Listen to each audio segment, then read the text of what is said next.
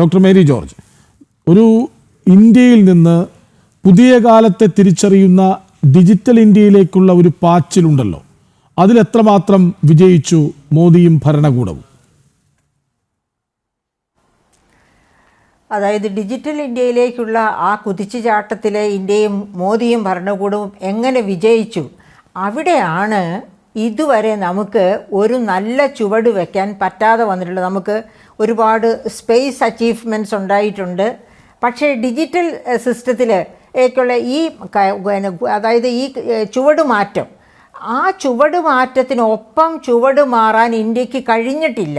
അതുകൊണ്ടാണ് ഞാൻ നേരത്തെ സൂചിപ്പിച്ചതുപോലെ ഇൻ്റർനാഷണൽ ലേബർ ഓർഗനൈസേഷൻ പറഞ്ഞ 82.08% തൊഴിലില്ലായ്മ ഇന്ത്യയിലുണ്ട് എന്ന് വന്നിരിക്കുന്നത്.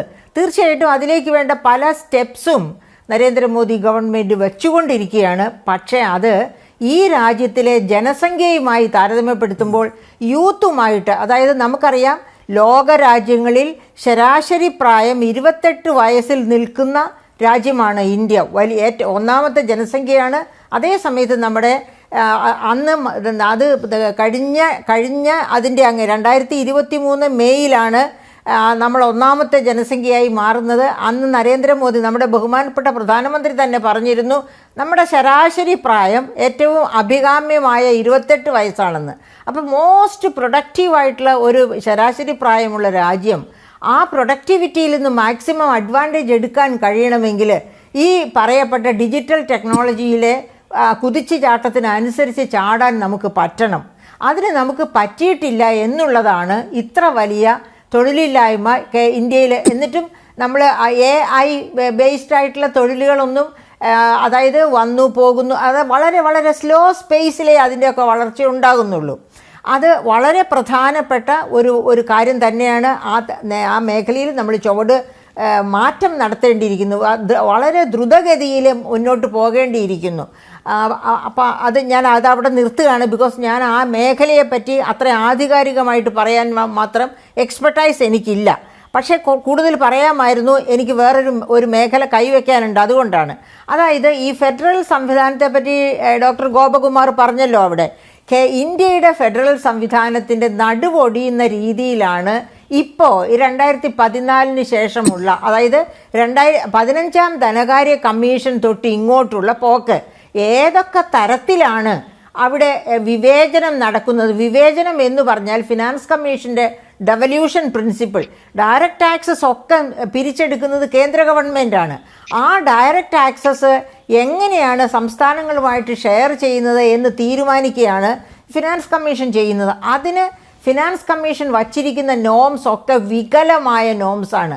അതിലെ പ്രധാനപ്പെട്ട പല നോംസും, എനിക്കതിൻ്റെ ഡീറ്റെയിൽസിലേക്ക് ഞാൻ പോകുന്നില്ല, പോയാൽ എനിക്ക് സമയം തരത്തില്ലായിരിക്കും. അതുകൊണ്ട് ആ പല നോംസും അതായത് തിരുത്തി കുറിക്കേണ്ടിയിരിക്കുന്നു. അതായത് 14ാം ധനകാര്യ കമ്മീഷൻ വരെ എടുത്തിരുന്നത് പോലെ ആ നോംസിൽ തിരുത്തൽ വരുത്തണം.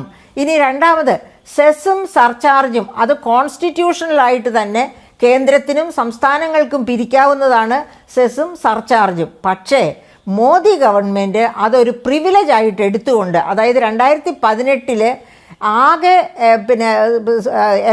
സെസ്സും സർചാർജുമായിട്ട് പിരിച്ചെടുത്തിരുന്നത് വെറും 18% മാത്രമായിരുന്നു ഈ ഡയറക്റ്റ് ടാക്സസിൻ്റെ എങ്കിൽ അതിപ്പോൾ 133% വർദ്ധിച്ചു 2023 ആയപ്പോഴേക്കും.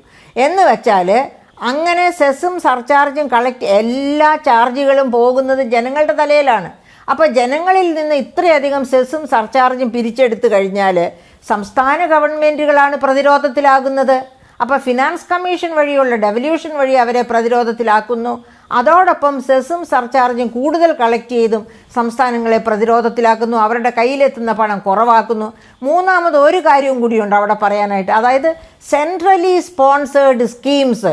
ഇതൊക്കെ അടിസ്ഥാനരഹിതമായ കാര്യങ്ങളല്ല, വളരെ കൃത്യമായ കണക്കുകളോടെ ഞാൻ പറയാം. അതായത് 2014 വരെ 68 സെൻട്രലി സ്പോൺസേർഡ് സ്കീംസ് ഉണ്ടായിരുന്നതിനെ വെട്ടിച്ചുരുക്കി അംബ്രല്ല സ്കീംസ് എന്ന രീതിയിൽ 28 സ്കീംസ് ആയിട്ട് കുറയ്ക്കുന്നു.